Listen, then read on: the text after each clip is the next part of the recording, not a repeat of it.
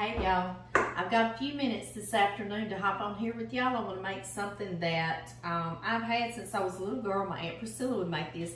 This is her banana bread, and it is going to be the best one you've ever put in your mouth.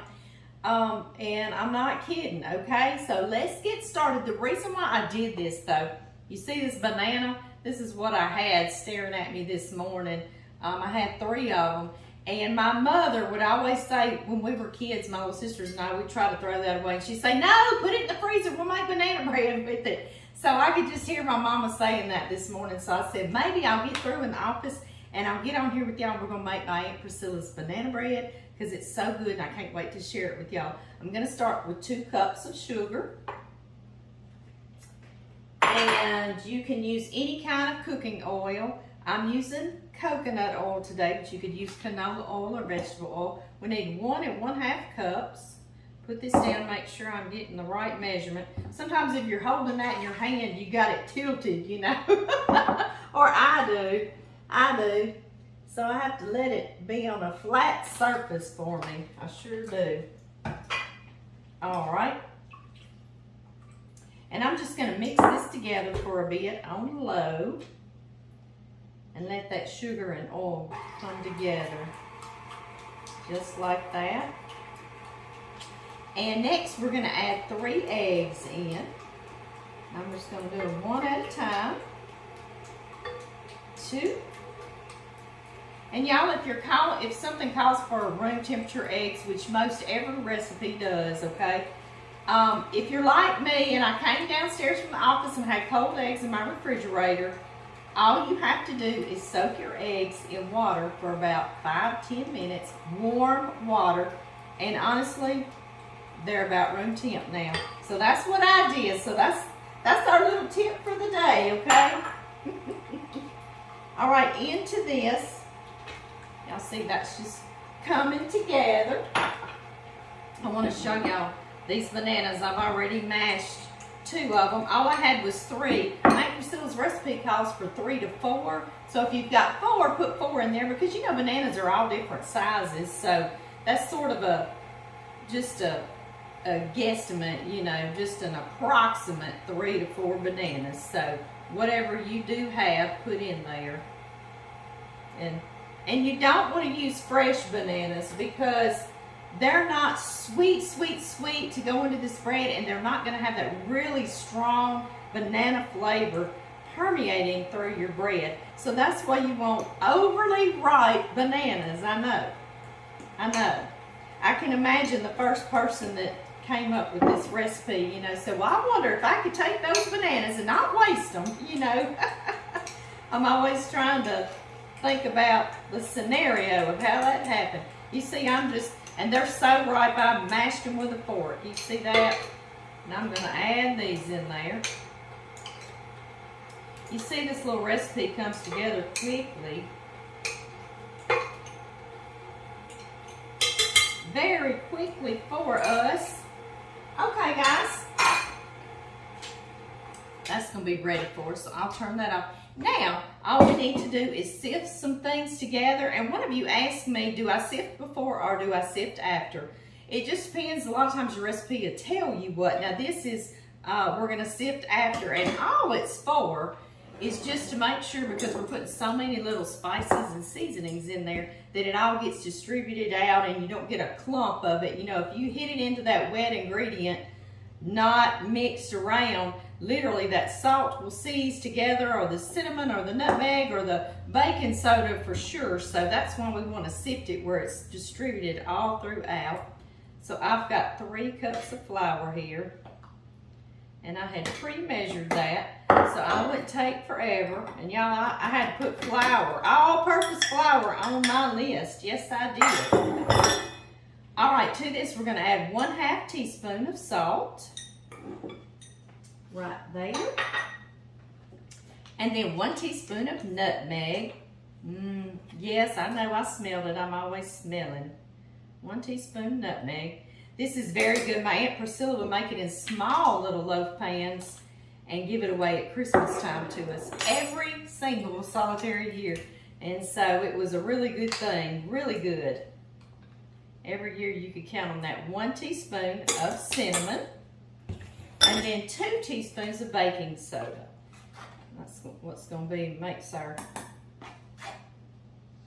bread rise. Yes, it is. Get everything out of our way. Okay, let's sift it.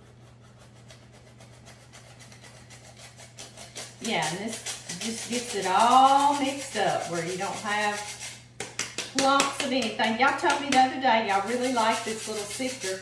This is a Pioneer Woman from Walmart, and it is so, if you can't be cheerful using this, I mean, there's just no hope, is it? I know it. So get you one. All right, guys, and if you don't have a sifter, you could put it in here, and you could just get you a whisk. And I want to say that too. Just like that, and just whisk it around really well, okay? So I don't think you have to go get a sifter. I was just picking. I was poking fun. Yes, I was. All right, we're going to mix this in while it's on low, a little bit at a time. Try not to make a mess. That's hard for Amy sometimes. Whoops, see. Sometimes she makes a mess. John's going to come home in just a little bit. It's getting close to evening, and he's going to take me riding in the back pasture. He wants to show me the work he's been doing back there. Y'all know how they are. They want to show you what they've done. All right, I'm going to grab some pecans, some chopped pecans. Let's see, about a cup, and I'll be back, and we'll put it in here. Y'all, I got to have a little fun with y'all. I saw this online. I'm not taking credit for it, but it looks so cool. You take 2 knives. They're supposed to be exactly the same and the same size and everything. I don't have 2 exactly the same. And you can double chop your pecans like that. I know, I love it. See, I'm holding it like this. That is just too cool, isn't it? I know, I thought so too. So anyway, this is 1 cup chopped pecans. Mine are whole. Keep your pecans in the refrigerator, and they will last you for a long, long time. They will not go rancid. So never put your pecans in your pantry. Keep them in your refrigerator or even your freezer, okay? But I keep mine in the refrigerator because I use them. We use them up. Okay. You see how fast that went? I know, I love it. 1 cup going in, and all I'm going to do is kind of stir them in. Oh, yeah, Amy. That was cute. Amy can make some messes, can't she? She sure can. That's ironic. That's all she cleans them up, huh? Okay, guys, all I'm going to do is stir. Just like that. And take all this out. Get it out of our way. I can just smell the banana. Yes, I can. Let me put this out of our way. Get me a spatula. We use the one that says blessed today, right? Y'all have sent me lots of spatulas and so much. This clear mixing bowl that I love. Can y'all see it good in here?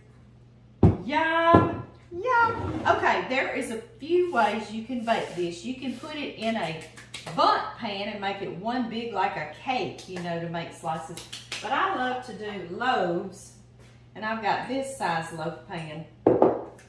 At Christmas, I will do it in some little teeny tiny small little loaf pans and give away, or I'm spraying them with this stuff that has flour in it already, right? Quick time saver. Or I'll put it in little disposable, like decorative little loaf pans. You can get them at the dollar store and all over, and you can bake them in there, and then it's got a top pops on there, and there it's in its package already. So look around for those. I saw some just this Christmas. I saw them at the dollar store. I sure did. They were really cute.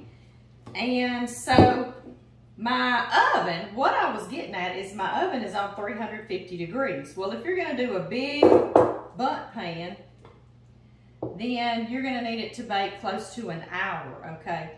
But if you're doing small little loaves, you know, they might be done in 20, 25 minutes. And these are a larger loaf pan. So I will let y'all know. Jack's mama's cooking now. You got to be sweet and be quiet, huh? Jax lives out here in the country and he just stays so bored he has to bark at anything that goes by. So please excuse him, y'all.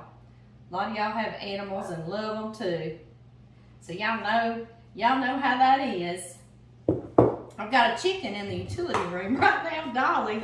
She's egg bound and I'm bathing her. I've been recording it some. I haven't edited that, but I will. Y'all see I'm trying to do this evenly. I know, and y'all know I don't like to waste. So I'm sorry if it takes me just a few more minutes, but that's some good stuff in there, right? We don't want to just kick that to the side, do we? No, I know it. So yeah, I'll let y'all know how long these are gonna bake at 350 degrees Fahrenheit, because I don't know. Maybe 30, 40, maybe. All right, y'all. They will see you shortly.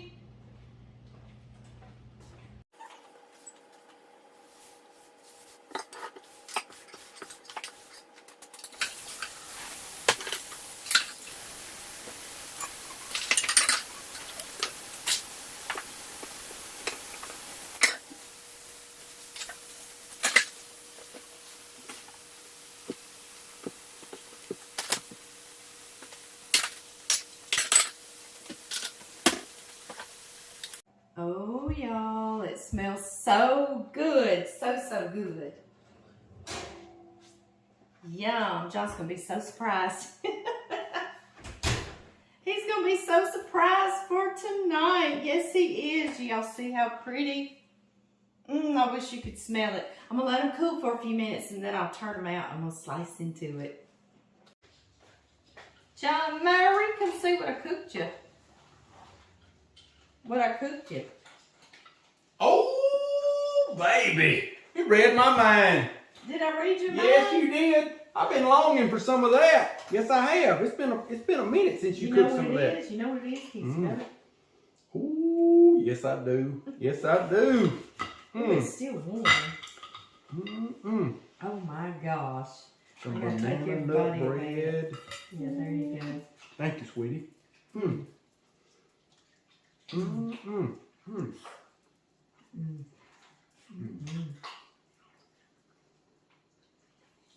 It's good so stuff. moist. It's got a cup and a half of coconut oil in it. Oh, that's so good.